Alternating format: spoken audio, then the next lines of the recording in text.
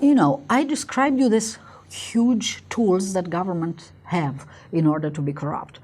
Now, the small means by which this happens, you frequently encounter there. They are bribery, basically giving a monetary inducement to a government official to either give you a privilege or in fact, not to deny you something which is rightfully yours. This may also happen, and we call this extortion from the part of government. Then illegal gratuity, by giving someone actually free something for which actually should be a paid service. A lot of these illegal behaviors happen by conflict of interest. In other words, government officials rule or take decisions in areas where they actually have a private interest and where they should abstain. They should allow another government office to do this. And another means that we frequently encounter is what we call kickbacks. Kickbacks are basically payments made by favorite companies which win contracts. Well, you know, we win contracts because we're friends, but we have friends in government, you know, friends with benefit, we call this. But generally, it doesn't stop here, you know. What happens is that people who win these frequent contracts also give some sort of payment back to government. In other words, the official who granted the contract will get some sort of commission. This commission can go into the funding of political parties, and you discover that sometimes even in advanced developed democracies this happens. Countries which win a lot of public contracts pay this kickback for electoral campaigns of the party which have given them, or can go directly into the private coffer of the official who has done this. Anyway, this kickback procedure is very, very wrong. Now, United Nations Conventions Against Corruption, because we have now this official document, which is a UN convention. Like all UN conventions, is not binding. In other words, you know, there's never going to be an international police to come in any given country to enforce it. But nevertheless, it provides standards of behavior.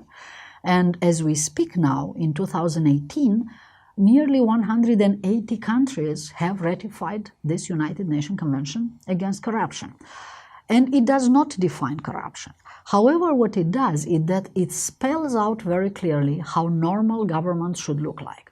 And this is a broader definition than corruption and basically includes most of these behaviors that I described so far.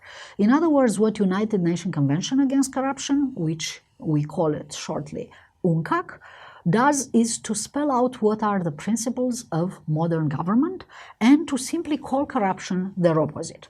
And this principle is basically, you know, the basic principles are the ones that I already touched. Ethical universalism, treating everybody equally and fairly, transparency, responsiveness. In other words, the government is there to respond to citizen need.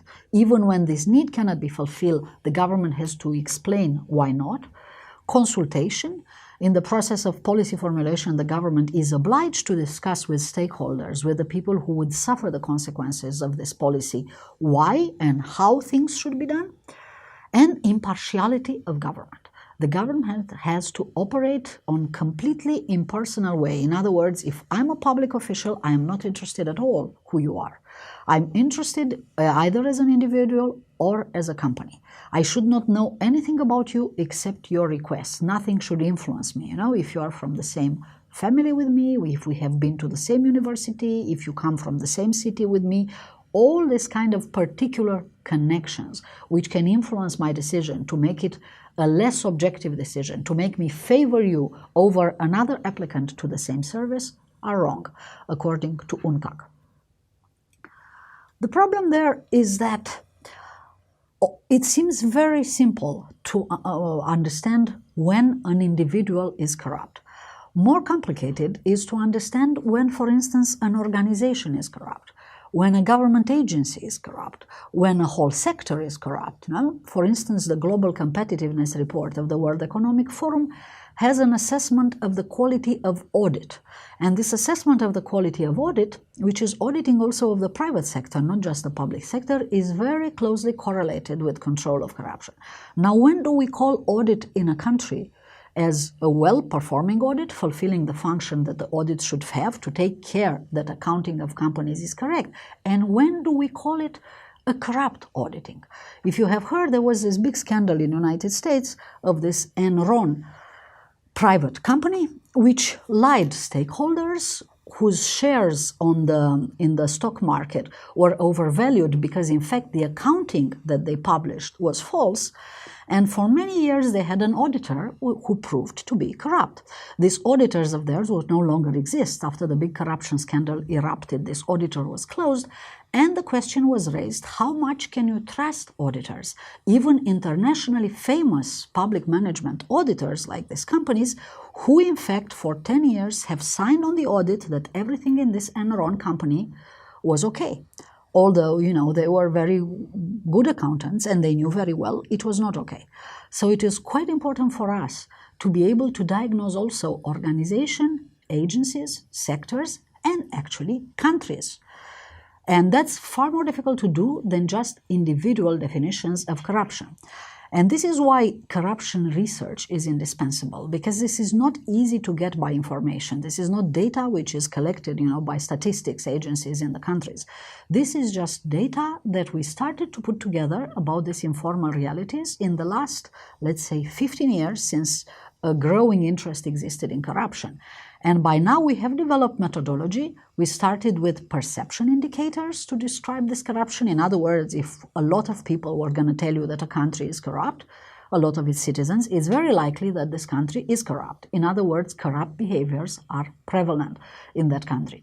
But of course, we need to do more than this. We need to research in order to have facts, in order to understand exactly how many transactions are corrupt in this country. And that is my methodological contribution. I simply suggest that in order to answer these questions about bigger entities, how corrupt they are, what we have to look at is the majority of their transactions, which is whatever they do.